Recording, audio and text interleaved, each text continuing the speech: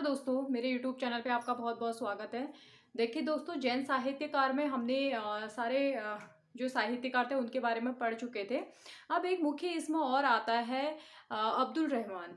ठीक है, अब्दुल रहमान के बारे में बात करेंगे आज हम। जैन साहित्यकार, जैन साहित्यकार, ठीक है, जैन साहित्यकार में आज बात करेंगे हम अब्दुल रहमान। ठीक, 12 प्रमाणित रचनाएं जो रामचंद्र शुक्ल के अनुसार मानी गई है, जिनको आधार मानकर उन्होंने अपना ग्रंथ लिखा, वीर गाथा काल की विशेषताएं दी थी। तो उसमें अब्दुल रहमान का भी आता है, जिनकी रचना क्या है, संदेश रासक। कहा गया कि कालिदास के मेघदूत को आधार मानकर ये ग्रंथ लिखा गया है। क्या लिखा गया है?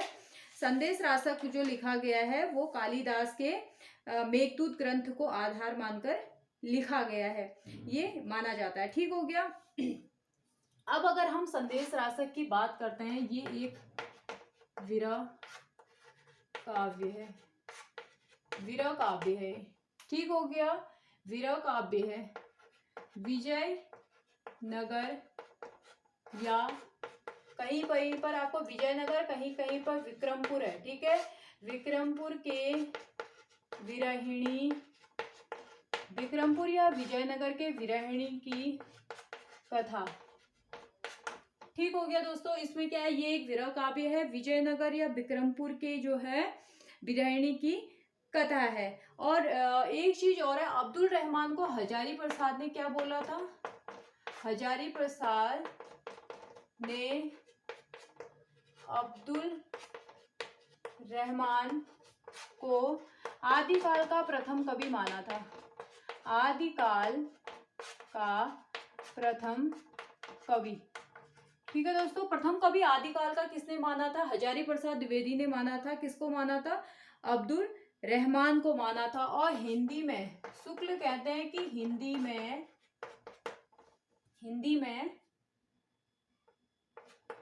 लिखने वाले प्रथम मुस्लिम साहित्यकार। अगर हिंदी में लिखने वाले प्रथम मुस्लिम साहित्यकार की बात करते हैं तो उसमें नाम किसका आता है? अब्दुल रहमान का आता है। ठीक हो गया, अब्दुल रहमान का ये नाम आता है। ठीक हो गया। अब इसमें जो कथा है किसकी है? अब्दुल रहमान के संदेश रासक में ये है, विजयपुर या विक्रमपुर के एक विरहिणी की कथा हमको देखने को मिलती है। और श्रृंगार रस यानी संयोग श्रृंगार के साथ इसकी समाप्ति होती है। इस कथा की जो समाप्ति होती है वो किसके साथ होती है? संयोग के साथ होती है, क्योंकि नायक नायिका का यहाँ पे क्या हो जाता है? अंत में मिलन हो जाता है। नायक जो होता है कहीं दूसरे प्रदेश में चले जाता है, तो नायिका क्या होती है, उस अवस्था को, अपने विरह की अवस्था को क्या करती है? व्यक्त करती है।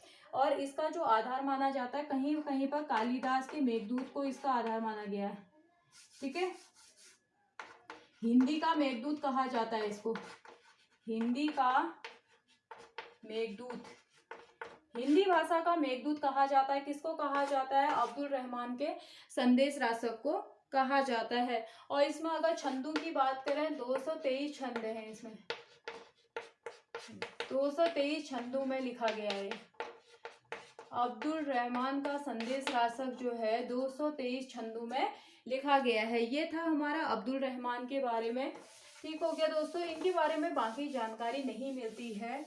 अब्दुल रहमान का जो समय काल मुनिचिन्ह विजय बताते हैं वो 12वीं 13वीं के आसपास बताते हैं के अनुसार, इनके संदेश रासक ग्रंथ के अनुसार। ठीक हो गया, ये था हमारा अब्दुल रहमान। अब इनका एक और आता है, सुमति गणी करके एक रचनाकार आते हैं। सुमति गणी ने जो रचना लिखी, नेमिनाथ सुमति गणी, इसे छोड़िए, ये इम्पोर्टेंट नहीं है, ये ज्यादा पूछा नहीं जाता है। विजय सेन रेवंतगिरी रास, विजय सेन रेवंत गिरिराज, रेवंत गिरिराज।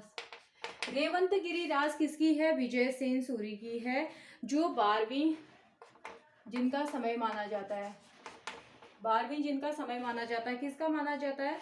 विजय सेन का माना जाता है।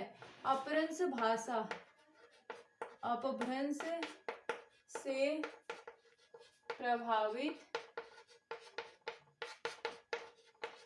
हिंदी भाषा का प्रयोग।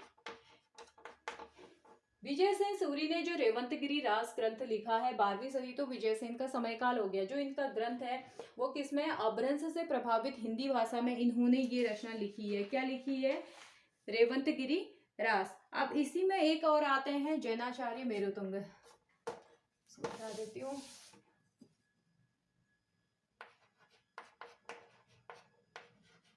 जैनाचार्य मेरुतुंग, ठीक है दोस्तों। इनका जैन साहित्य में महत्वपूर्ण योगदान माना जाता है।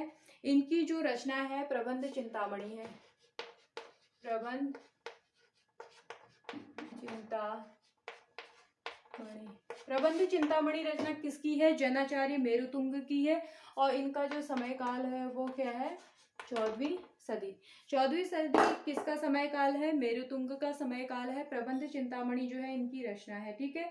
पूर्ववर्ती अपभ्रंश भाषा का प्रयोग किया गया है इसमें, पूर्ववर्ती अपभ्रंश भाषा का प्रयोग, अपभ्रंश भाषा का प्रयोग। पूर्ववर्ती अपभ्रंश भाषा का प्रयोग हमको किसमें मिलता है?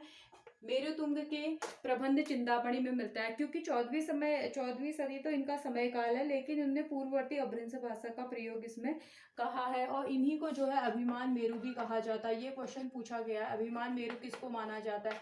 अभिमान मेरु भी कहा जाता है, अभिमान मेरु कहा जाता है। किसको कहा जाता है? जैनाचार्य मेरुतुंग को कहा जाता है। क्या कहा जाता है? अभिमान मेरु कहा जाता है।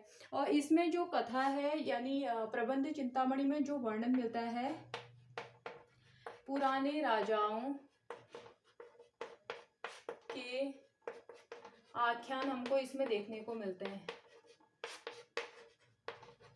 पुराने राजाओं के आख्यान या कथाएं देखने को हमको किसमें मिलती है? प्रबंध चिंतामणि में मिलती है। और आख्यानों में ही बीच बीच में अपभ्रंश के पद हैं। आख्यानों में ही बीच बीच में क्या है? आख्यानों में बीच बीच में, ठीक है, बीच बीच में अपभ्रंश के पद हैं, अपभ्रंश के पद हैं। मेरुतुंग की जो रचना प्रबंध चिंतामणि है, इसी में जो है आख्यान, एक तो इसमें किसका वर्णन किया गया? आख्यानों का वर्णन किया गया। किन आख्यानों का वर्णन किया गया? जो पुराने राजा थे। फिर आख्यानों के बीच बीच में हमें अपभ्रंश के पद भी इसमें देखने को मिलती है। और इसमें जो है राजा भोज के चाचा मुंज के कहे दोहे भी हैं। भोज के चाचा मुंज, भोज के चाचा मुंज के कहे दोहे ही इसमें हैं।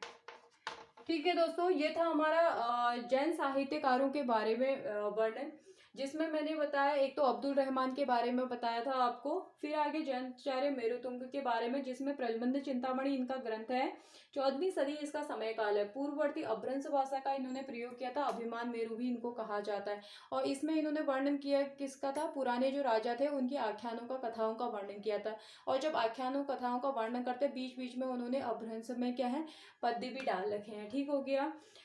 अब इसमें क्या कहा गया है? राजा भोज जो थे, राजा भोज जिन्हें, राजा भोज और मुंज जिन्हें शुक्ल ने क्या माना था? आदिकाल का प्रथम कवि माना था, उनके बारे में राजा भोज तथा मुंज के कहे दोहे भी जो है इसमें सम्मिलित है। ठीक हो गया। किसमें सम्मिलित है? प्रबंध चिंतामणि में है, जो मेरुतुंग की है। ये था हमारा आज जैन साहित्य पे जो मेरी क्लास थी, वो आज पूरी हुई जानकारी।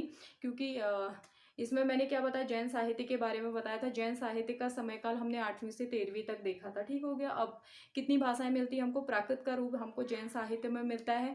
सबसे मुख्य चीज़ क्या मिलती है, प्राकृत का रूप मिलता है। प्राकृत, अपभ्रंश, हिंदी यहाँ हमको एक साथ में देखने को मिलती है। संस्कृत भी देखने को मिलती है कहीं कहीं, जैसे हेमचंद्र के उसमें मिलता है अपभ्रंश के साथ। उनने 3 भाषाओं का प्रयोग किया, प्राकृत किया, अपभ्रंश किया, संस्कृत भाषा, 3 भाषाएं उसकी मुख्य थी।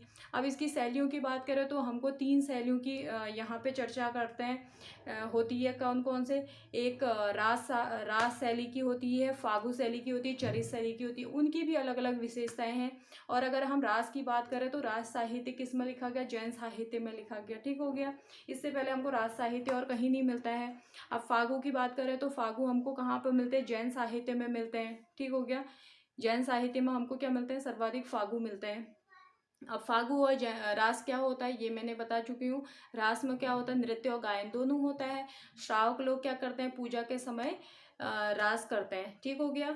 और फागु क्या होता है, बसंत ऋतु में फागु यानी होली के टाइम वाला जो समय होता है, बसंत ऋतु के आगमन पर क्या होता है, फागु गाए जाते हैं, ठीक, जो आज भी हमको देखने को कहीं कहीं पर मिलते हैं।